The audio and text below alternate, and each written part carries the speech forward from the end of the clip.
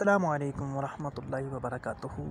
आज हम खुलासतुन नहव हिस्सा अव्वल का सबक नंबर 3 दर्स पढ़ने जा रहे हैं। वो है मारिफा और नकरा का बयान। तो सबसे पहली चीज़ जो है वो है मारिफा। तो जो मारिफा है उसकी क्या तारीफ़ है। मारिफा इसे कहते हैं कि जो एक मुअय्यन चीज़ हो, यानी जिसको ख़ास कर दिया गया। तो यहाँ पे इन्होंने तारीफ़ लिखी है कि जिस इसम से मुअय्यन चीज़ समझी जाए उसको मारिफा कहते हैं। मिसाल के तौर पर ये ज़ैद एक मुअय्यन चीज़ है। जब हमने ज़ैद का नाम लिया तो हमारे चीज़ जहन में मुअय्यन हो गया कि ये ज़ैद है। लेकिन जब हम इंसान का नाम लेते हैं मिसाल के तौर पर, तो उसमें हमें ये नहीं पता चलता कि कौन सा इंसान मुराद है, मर्द मुराद है, औरतें मुराद हैं, या उसके अलावा ज़ैद मुराद है, बकर मुराद है, कोई हमें नहीं पता चलता। तो जब हमने ज़ैद मुराद बोला तो इससे भी ख़ास चीज़ मुराद। इस तरह मिसाल के तौर पर हमारे पास एक लफ्ज़ है अल किताब। तो अकेला किताब तो नकरा है, लेकिन जब उसके ऊपर अलिफ लाम आ गई तो अलिफ लाम जब आती है तो वो उसको ख़ास कर देती है, तो ये एक ख़ास किताब मुराद होगी। तो अब नकरा की तारीफ़ की तरफ हम आएँ तो नकरा की तारीफ़ क्या है कि जिस इसम से मुअय्यन चीज़ ना समझी जाए उसे नकरा कहते हैं। मिसाल के तौर पर हजरुन पत्थर। अब पत्थर पता नहीं कितने हैं, हमें नहीं पता, मुअय्यन नहीं है पत्थर। इसी तरह कलम, हमें नहीं पता कौन सा कलम, मुअय्यन नहीं है। मिसाल अब अगर इसी पर अलिफ लाम हम लगा देंगे तो यही जो चीज़ पहले नकरा थी अब ये मारिफा बन जाएगी। अब इसकी किस्मों की तरफ हम आएँ तो मारिफा की 7 किस्में हैं। इसमें मारिफा की 7 किस्मों में से पहली किस्म जो है वो है इसमें ज़मीर के बारे में आप जानते होंगे, आना अंता हुआ, इस जैसी मुख्तलिफ ज़मीरें होती हैं। अब इसकी तारीफ़ क्या लिखते हैं कि वो इसम जो मुतकल्लिम, मुखातिब या गायब पर दलालत करे। अब मुतकल्लिम किसको कहते हैं? मुतकल्लिम वो होता है जो कलाम करने वाला होता है। मिसाल के तौर पर मैं, हम, तो ये कौन है? ये मुतकल्लिम है। मुखातब कौन है? जिनसे कलाम किया जा रहा है, जो आगे सामने मौजूद हैं, उनको मुखातब कहते हैं। और गायब से कौन मुराद है? जो हमारे सामने मौजूद नहीं है बल्कि कहीं दूर बैठे हुए हैं, हम उनकी बात कर रहे हैं। अब मिसाल देता हूँ, जैसे मुतकल्लिम है तो मैं मिसाल देता हूँ कि आना आलिमुन। इस मिसाल के अंदर आना जो है इसका मतलब है कि मैं, तो ये मुतकल्लिम हुआ। तो ये जो ज़मीर है आना, ये किस पर दलालत कर रही है?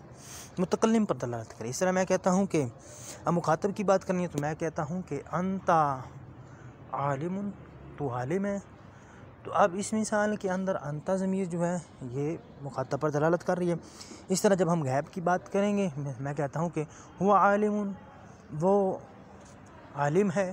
तो यहाँ पर हुआ ज़मीर जो है ये गायब की ज़मीर है, तो ये गायब पर दलालत कर रही है। अब इसमें ज़मीर को क्या कहते हैं? मुज़मर भी कहते हैं। इसमें ज़मीर का दूसरा नाम क्या है? मुज़मर।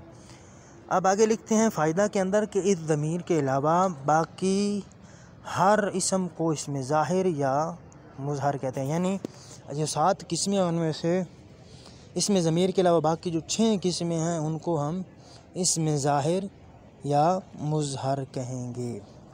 अब अगली किस्म जो है, दूसरी किस्म, वो है इसमें अलम के बारे में। इसमें अलम कौन है, क्या है? वो इसम जो किसी शख्स या किसी जगह या किसी चीज़ का ख़ास नाम हो, जैसा कि बकर, मक्का, नहव। अब इसमें क्या है कि नाम ऐसा हो जो उसको दूसरों से मुमताज़ कर दे, दूसरों से फ़र्क कर ले। मिसाल के तौर पर मैं नाम लेता हूँ मक्का। तो मक्का एक ऐसा नाम है जिस जैसा हो, एक तो नाम और कोई नहीं है, और दूसरा ये जब भी मैं मक्का लेता हूँ तो मेरे जहन में एक चीज़ आती है कि वो क्या है?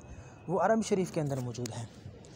तो अब इसी तरह बकर हैं, तो बकर एक ख़ास नाम है, तो ये भी क्या होगा? ये भी इसमें अलम के अंदर आएगा। नहव, तो नहव जो है एक ख़ास किताब का नाम है। तो यह क्या हुआ? तो यहाँ पर बकर हुआ ख़ास शख्स का नाम, मक्का हुआ ख़ास जगह का नाम, और नहव जो है ये किसी ख़ास चीज़ का यानी ख़ास किताब का नाम है। आगे हम इसमें इशारा की तरफ आएँ तो इसमें इशारा वो इसम जिससे किसी की तरफ इशारा किया जाए। अब मैं मिसाल लेता हूँ कि हाज़ा किताबुन, ये किताब है। तो जो हाज़ा है इससे मैं इशारा कर रहा हूँ किसकी तरफ, किताब की तरफ। तो जो हाजा है ये क्या है, इसमें इशारा है। अब हाजा मुज़क्कर के लिए आता है और हाज़िही मुअन्नस के लिए आता है। इस तरह ज़ालिका, तिलका वगैरह मुख्तलिफ़ ज़मीरें हैं, आगे भी बहुत सारी ज़मीरें हैं। तो आगे हमारी तीसरी किस्म जो है वो है, तीसरी बल्कि हम पढ़ चुके हैं, चौथी किस्म वो है इसमें मौसूल के बारे में।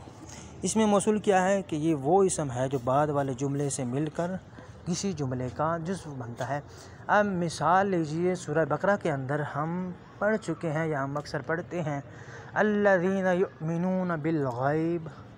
तो अल्लज़ीना जो लफ्ज़ है यही इसमें मौसूल है, जो अपने बाद वाला जो जुमला है अल्लज़ीना युमिनून बिल गैब, युमिनून बिल गैब, इसके साथ मिलकर एक पूरा जुमला बन रहा है और अल्लज़ीना जो है ये उसी जुमले का जुज़्व है। तो क्या हुआ, वो इसम जो बाद वाले जुमले से मिलकर किसी जुमले का जुज़्व बनता है उसे इसमें मौसूल कहते हैं। जैसे अल्लज़ी, अल्लती, अल्लतानी, अल्लतैन, इस तरह मुख्तलिफ़ किस्में इसकी होती हैं। इसकी इस तरह की मुख्तलिफ़ जो हैं ये इसमें मौसूल हैं। आगे हमारी पाँचवीं किस्म है वो है मुअर्रफ़ बिल लाम, वो इसम जिसके शुरू में अलिफ लाम हो। और याद रखिए, जब भी किसी चीज़ के शुरू में अलिफ लाम आता है तो अक्सर उसको ख़ास कर देता है। बहुत सूरतें होती हैं जिसमें वो और अमल करता है और अक्सर सूरतें ये हैं कि उनको ख़ास ही कर देता है। अब मुअर्रफ़ बिल लाम जो है, मिसाल के तौर पर मैं कहता हूँ अल कलम, पहले कलम था तो वो कोई ख़ास चीज़ नहीं थी और ना ही वो इसमें मारफा में से था, लेकिन जब मैंने अल कलम कर दिया तो ये मारफा हुआ और मारफा की किस्म कौन सी बना, मुअर्रफ़ बिल लाम बना। यानी किसी भी चीज़ पर अलिफ लाम लगा देंगे, पहले अगर वो नकरा है तो फिर ख़ास बन जाएगा, और दूसरा ये है कि वो मुअर्रफ़ बिल लाम यानी जिसके ऊपर अलिफ लाम हो। और आगे हमारी छठी किस्म है वो है मुअर्रफ़ बिल इज़ाफ़ा, वो इसम जो मारफा की तरफ मुदाफ़ हो उसको मुअर्रफ़ बिल इज़ाफ़ा कहते हैं। जैसे अब कलम ज़ैदिन, अब कलम एक इसम है जो कि मारफा ज़ैद की तरफ मुदाफ़ है। मुदाफ़ का मतलब है कि उसकी इज़ाफ़त हो रही है, उसकी तरफ ताल्लुक़ बन रहा है।